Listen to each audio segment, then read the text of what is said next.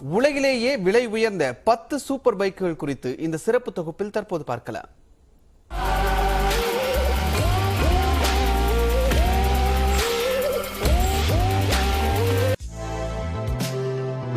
அண்மையில் நடிகை மஞ்சு வாரியர் 22 லட்சம் ரூபாய்க்கு பைக் வாங்கியது கவனம் பெற்றது.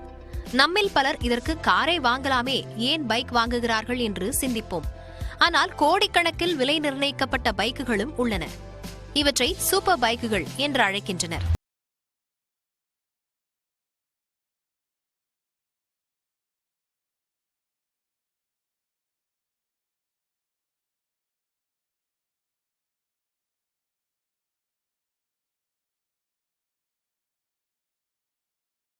லிமிடெட் எடிஷனாக வெளியான ஃபைட்டர் பைக்குகள் தான்.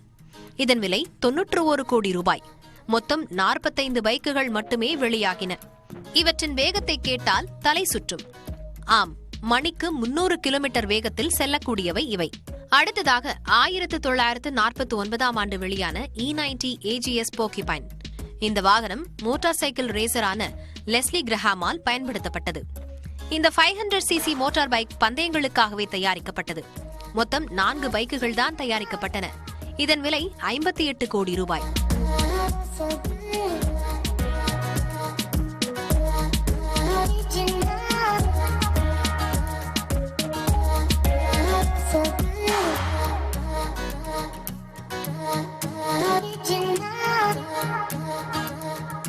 ஆரஞ்சு நிறத்தில் பக்கா ஸ்போர்ட்ஸ் பைக்காக காட்சியளிக்கும் ஈகோசி ES1 ஸ்பிரிட்டின் விலை 29 கோடி ரூபாய்.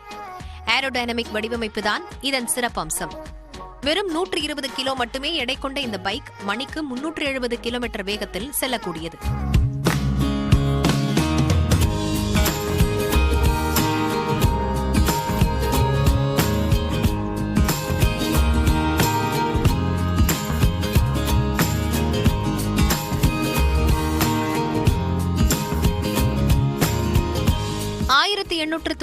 ஆம் ஆண்டு வெளிவந்த ஹில்பிராண்ட் அண்ட் வால்ஃப்முல்லர் தான் உலகின் முதல் மோட்டார் சைக்கிள். அதனால் இதன் விலை 28 கோடியே 96 லட்சம் ரூபாய். இதற்கு கிளட்சோ பெடலோ இல்லாத சூழலில் இதனை வேகமாக உந்தி தள்ளிதான் பயணத்தை தொடங்க முடியும். மிகவும் நகைச்சுவையாக காட்சியளிக்கும் BMS நெமேசிஸ் பைக்கின் விலை 24 கோடியே 82 லட்சம் ரூபாய். ஒரு புறம் மட்டுமே இருக்கக்கூடிய ஸ்விங் ஆர்ம் ரேர் சஸ்பென்ஷன் காரணமாக 10 இன்ச் வரைக்கும் பைக்கை தூக்கவும் முடியும், தரையில் கீழிறங்கவும் முடியும். இதில் 24 கேரட் தங்கத்திலான சில பாகங்களும் உள்ளன. ஹார்லி டேவிட்சன் காஸ்மிக் ஸ்டார்ஷிப் பைக்குகளும் விலை உயர்ந்த பைக்குகள் பட்டியலில் இடம் பிடித்துள்ளன. இதன் பெயிண்ட் தான் பைக்கின் சிறப்பம்சம். இதன் விலை 12 கோடி ரூபாய்.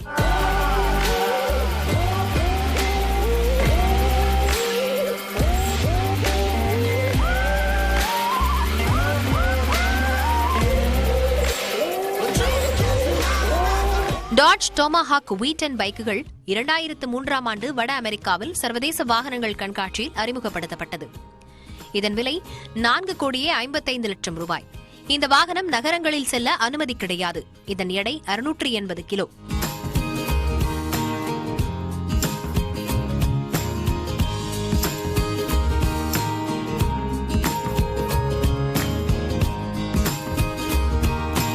ஈகோசி FET XS டைட்டானியம் சீரியஸ் பைக்குகள் விலை உயர்ந்த பைக்குகளில் ஒன்று. இதன் மதிப்பு 2.4 கோடி ரூபாய். 2409 cc பில்லட் அலுமினியம் என்ஜினை கொண்டு இவை தயாரிக்கப்பட்டன.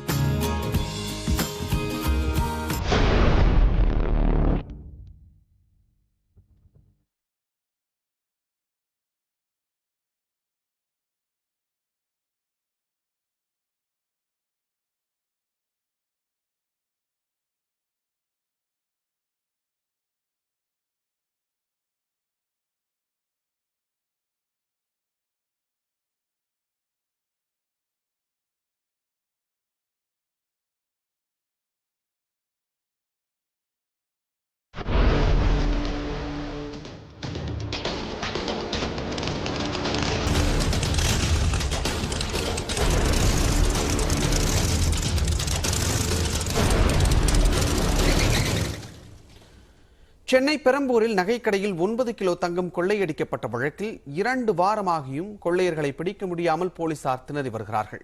நகைக்கடையில் இருந்த சிசிடிவி காட்சி பதிவுகள் அனைத்தையும் கொள்ளை கும்பல் தூக்கிச் சென்றுள்ளது. கொள்ளை நடந்த இடத்தில் புதிய கைரேகை பதிவுகள் கிடைக்காததால் கொள்ளை கும்பல் கையுறையணிந்து கொள்ளை சம்பவத்தில் ஈடுபட்டிருக்கலாம் என்ற சந்தேகம் எழுந்துள்ளது. கொள்ளை நடந்தபோது கொள்ளை கும்பல் செல்போன் பயன்படுத்தவில்லை என்றும் அதனால் செல்போன் எண்ணை வைத்தும் கொள்ளை கும்பலை கண்டுபிடிப்பதிலும் போலீசாருக்கு சிக்கல் ஏற்பட்டுள்ளது. கொள்ளையர்கள் பயன்படுத்திய வாகன எண் போலியானது என்பதால் 9 கிலோ தங்க நகையை திருடிச் செல்ல பயன்படுத்திய வாகனத்தை கண்டுபிடிப்பதிலும் போலீசாருக்கு சவாலாக உள்ளது. கொள்ளையடித்துவிட்டு வெளியே தப்பிச் செல்லும் போது கொள்ளையர்களை அடையாளம் காணும் வகையில் தெளிவான சிசிடிவி பதிவுகள் காவல்துறைக்கு கிடைக்கவில்லை. சுங்கச்சாவடிகளிலும் கொள்ளை கும்பல் தொடர்பான சிசிடிவி காட்சி தெளிவாக கிடைக்காததால் போலீசார் துப்பு துலக்க முடியாமல் உள்ளனர். இதனிடையே கொள்ளை கும்பல் குறித்து விசாரணை நடத்தி வரும் தனிப்படை போலீசார் அவர்கள் ஆந்திராவை சேர்ந்த கொள்ளையர்களாக இருக்கலாம் என்று சந்தேகிக்கின்றனர். எனினும் சுவடு இல்லாமல் அரங்கேறிய துணிகர கொள்ளை போலீசாருக்கு கடும் தலைவலியாக இருந்து வருகிறது. ஈரோடு கிழக்கு தொகுதி இடைத்தேர்தலை ரத்து செய்ய கோரி தேமுதிக அளித்த புகார் தொடர்பாக அறிக்கை சமர்ப்பிக்க மாவட்ட தேர்தல் அலுவலருக்கு தலைமை தேர்தல் அதிகாரி சத்யபிரதா சாஹூ உத்தரவிட்டுள்ளார். இடைத்தேர்தல் தொடர்பாக தமிழக தலைமை தேர்தல் அலுவலர் சத்யபிரதா சாஹூவை சந்தித்து தேமுதிகவினர் நேற்று மனு அளித்தனர்.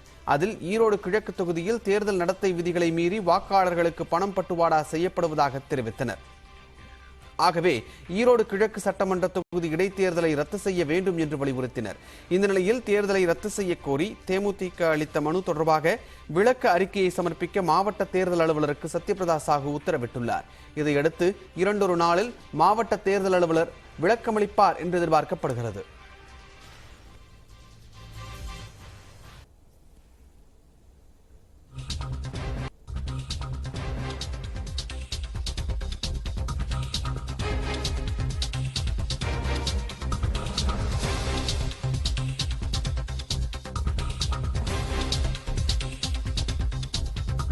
அண்மை செய்தியை பார்த்துக் கொண்டிருக்கிறோம். மார்ச் 4ஆம் தேதி தென்காசியில் உள்ளூர் விடுமுறை என்று அறிவிக்கப்பட்டிருக்கிறது. அது தொடர்பான அண்மை செய்தியை தற்போது நாம் பார்த்துக் கொண்டிருக்கிறோம். ஐயா வைகுண்டர் அவதார தினத்தை ஒட்டி மாவட்ட ஆட்சியர் இந்த அறிவிப்பை வெளியிட்டிருக்கிறார். அதன்படி மார்ச் 4ஆம் தேதி தென்காசிக்கு உள்ளூர் விடுமுறை என்ற அறிவிப்பை மாவட்ட ஆட்சியர் அறிவித்திருக்கிறார். ஐயா வைகுண்டர் அவதார தினத்தை ஒட்டி இந்த அறிவிப்பு வெளியிடப்பட்டிருப்பதாக மாவட்ட ஆட்சியர் தெரிவித்திருக்கிறார். மார்ச் 4ஆம் தேதி தென்காசிக்கு உள்ளூர் விடுமுறை என்ற அறிவிப்பு தற்போது வெளியாகி இருக்கிறது. அது தொடர்பான அண்மை செய்தியை பார்க்கிறோம். இது தொடர்பான மேலதிக தகவல்களை தொடர்ந்து அடுத்தடுத்து வரும் செய்தி தொகுப்பில் நாம் பார்க்கலாம். தொடர்ந்து மற்ற செய்திகளை பார்க்கலாம் ஒரு சிறு இடைவேளைக்கு பிறகு.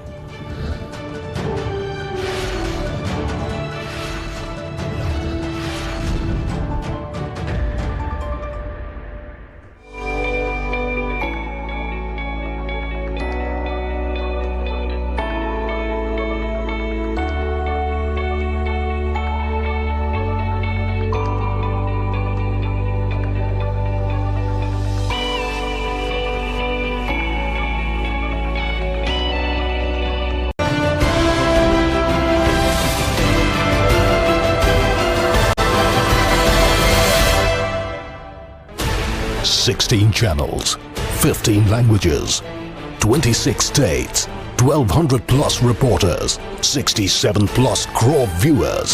India's largest news network, News 18 Network.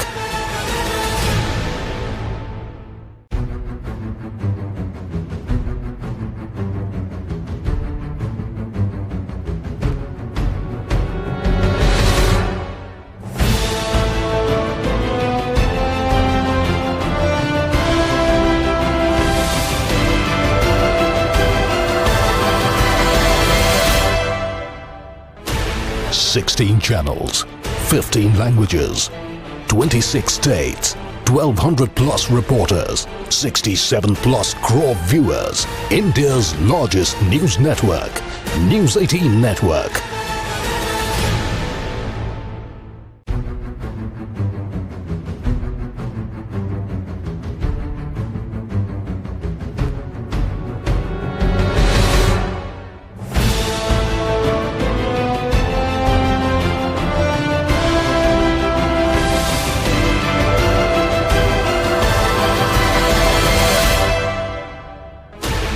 Sixteen channels, 15 languages, 26 states, 1,200 plus reporters, 67 plus crore viewers.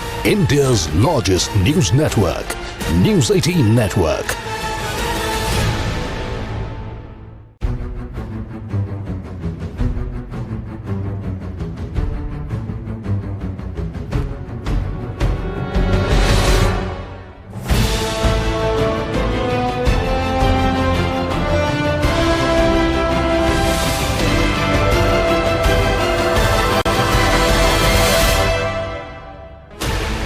16 channels, 15 languages, 26 states, 1200 plus reporters, 67 plus crore viewers. India's largest news network, News 18 Network.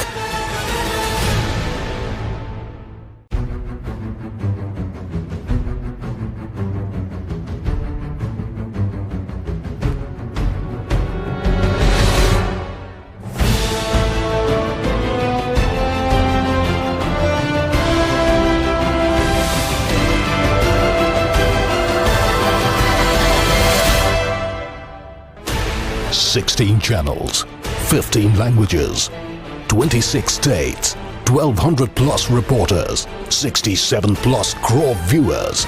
India's largest news network, News 18 Network.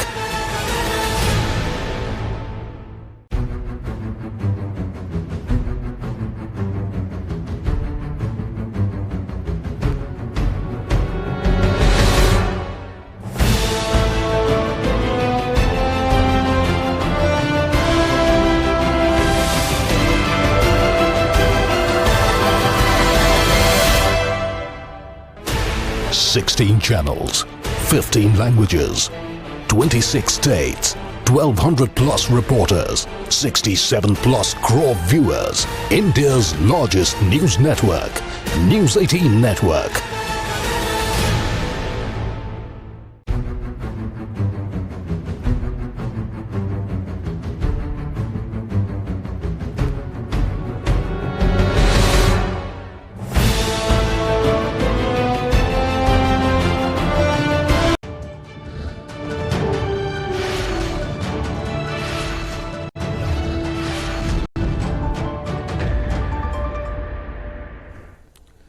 Kovai மாவட்டம் மதுக்கரை அருகே ஊருக்குள் நுழைந்த மக்னா யானை மதில் சுவரை உடைத்துக் கொண்டு அசால்ட்டாக நடந்து சென்ற வீடியோ காட்சி வெளியாகியுள்ளது.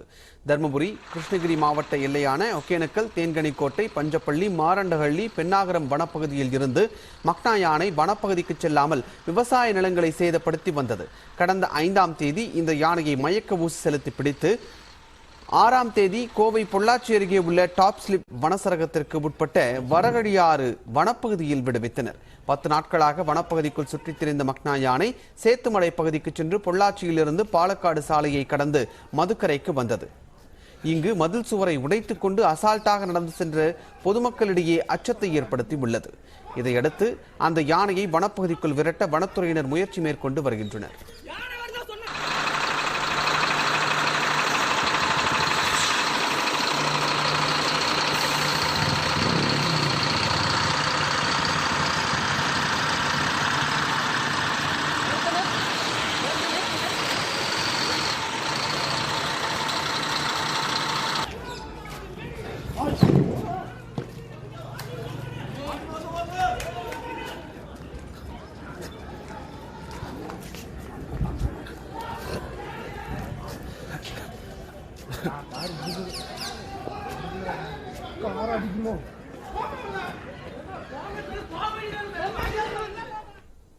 திருவாரூர் மாவட்டம் மன்னார்குடிக்கு முதலமைச்சர் சென்றபோது வழியில் சவளக்காரன் கிராமத்தில் செயல்படும் அரசு ஆதிதிராவிடர் நல மேல்நிலைப்பள்ளி மாணவர்களை சந்தித்து மனு பெற்றார். இது தொடர்பான கூடுதல் தகவல்களை நமது செய்தியாளர் ராஜசேகரிடம் கேட்கலாம். ராஜசேகர், விவரம் என்ன? விஷ்ணு, 2 நாள் சுற்றுப்பயணமாக தமிழக முதல்வர் மு க ஸ்டாலின் அவர்கள் நேற்று திருவாரூருக்கு வருகை தந்திருந்தார். இந்த நிலையில நேற்று பல்வேறு நிகழ்ச்சிகள் மற்றும் அரசு நெல் கொள்முதல் நிலையங்கள் ஆய்வு பணிகளை மேற்கொண்டார். அதனைத் தொடர்ந்து இன்று திருவாரூர் மாவட்டம் மன்னார்குடியில திருவாரூர் மாவட்ட ஊராட்சி தலைவர் தலையாமங்கலம் பாலசுப்ரமணியன் என்பவர் இல்ல திருமண விழாவிற்கு திருவாரூரிலிருந்து மன்னார்குடிக்கு சாலை மார்க்கமாக வருகை தந்திருந்தார்.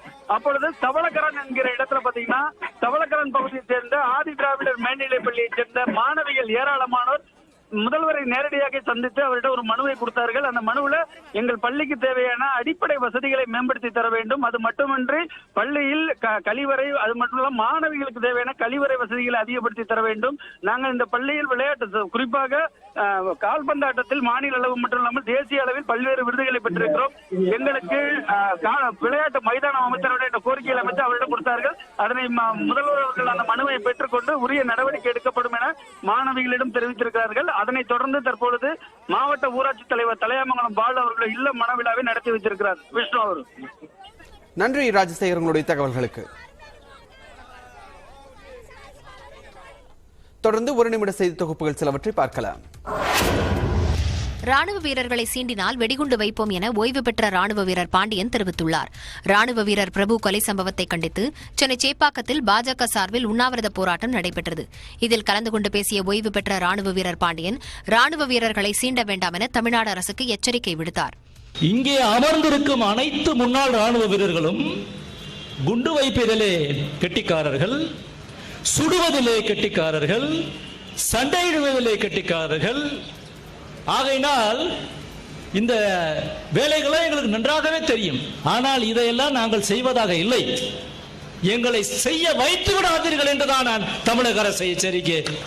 இது தொடர்பாக செய்தியாளர்கள் எழுப்பிய கேள்விக்கு பதிலளித்த அவர் தனது கருத்தில் உறுதியாக இருப்பதாக கூறினார். இது மிரட்டல் அல்ல, எச்சரிக்கை. நான் சொல்றேன், இனிமேலும் இது தொடர்ந்தால் அது தொடர்ந்தால் செய்வோம். வெடிகுண்டு வைக்கவும் தயங்க மாட்டோம் என ஓய்வு பெற்ற ராணுவ வீரர் பேசியது சர்ச்சையை ஏற்படுத்தியுள்ளது. தமிழகத்தில் செறிவூட்டப்பட்ட அரிசி படிப்படியாக ரேஷன் கடைகளில் அறிமுகப்படுத்தப்பட உள்ளது. நாடு முழுவதும் செறிவூட்டப்பட்ட அரிசி வழங்குவது மத்திய அரசின் திட்டமாகும். இவை பிளாஸ்டிக் அரிசி அல்ல. இரும்புச்சத்து, போலிக் அமிலம், விட்டமின் B12 சேர்க்கப்பட்டதுதான் செறிவூட்டப்பட்ட அரிசி ஆகும். முதற்கட்டமாக அங்கன்வாடி மையங்களிலும் சத்துணவு திட்டத்திலும் இந்த அரிசி பயன்படுத்தப்பட்டு வருகிறது. இரண்டாம் கட்டமாக இந்தியாவில் உள்ள சமூக பொருளாதார குறியீடுகளில் பின்தங்கியுள்ள மாவட்டங்களுக்கு வழங்கப்பட்டன. அந்த பட்டியலில் தமிழ்நாட்டில் கடந்த மார்ச் மாதம் முதல் ராமநாதபுரம், விருதுநகர் மாவட்டங்களில் செறிவூட்டப்பட்ட அரிசி வழங்கப்பட்டது. அடுத்ததாக ரேஷன் கடைகளிலும் அறிமுகப்படுத்த திட்டமிடப்பட்டுள்ளது. சாதாரண அரிசியோட டேஸ்ட்லயோ, சாதாரண அரிசியில 100ல் 1 பருக்குன்னா அது வித்தியாசமே தெரியாதுங்கிறது தான் எங்களோட கருத்து. அதுக்கு விழிப்புணர்வு தேவை. சென்னையில் அனைத்து ரேஷன் கடைகள் மூலம் 7.5 லட்சம் அட்டைதாரர்களுக்கு இந்த அரிசி வழங்குவதற்கான பணிகள் நடைபெற்று வருவதாக தமிழ்நாடு நுகர்பொருள் வாணிபக் கழகத்தின் சென்னை மண்டல மேலாளர் S. ஜானகி தெரிவித்தார். வறட்சி காலம் தொடங்கியதை அடுத்து முதுமலை புலிகள் காப்பகத்தில் சாலை ஓரங்களில் வனவிலங்குகள் உலாவர தொடங்கியுள்ளன. இலையுதிர் காலம் தொடங்கியதை அடுத்து யானை போன்ற பெரிய விலங்குகள் ஒரு பகுதியில் இருந்து மற்ற பகுதிக்கு உணவு மற்றும் தண்ணீர் தேடி இடம்பெயர்கின்றன. கரடி போன்ற விலங்குகள் சாலை ஓரங்களில் உலாவுகின்றன. மாயார் சாலையில் உலாவிய கரடி இலந்தை மரத்தின் மீது ஏறி பழங்களை சாப்பிட முயன்றது. சாலை ஓரத்தில் நடமாடிய யானைக்குட்டி ஒன்று புகைப்படம் எடுத்தவர்களை விரட்டியது. சாலை ஓரங்களில் வனவிலங்குகள் உலா வரும்போது வாகன ஓட்டிகள் எந்த இடையூறும் செய்யக்கூடாது என வனத்துறை எச்சரிக்கை விடுத்துள்ளது. சென்னை சோழிங்கநல்லூர் மேடவாக்கம் செம்மொழி சாலையில் மெட்ரோ ரயில் பணிகள் நடைபெற்று வருவதால் கடுமையான போக்குவரத்து நெரிசல் நிலவி வருகிறது. கூடுதல் விவரங்களை செய்தியாளர் வினோத்திடம் கேட்கலாம். வினோத், அந்த கூட்ட நெரிசல் எந்த அளவுக்கு இருக்கு, விவரம் என்ன?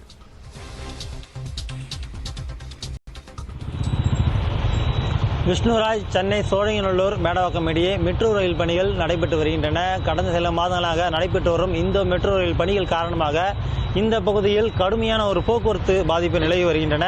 தொடர்ந்து இந்த சாலையில் காலை 8 மணி முதல் தொடங்குகிற இந்த போக்குவரத்து பாதிப்பானது நண்பகல் 12 மணி வரை தொடர்கின்றன.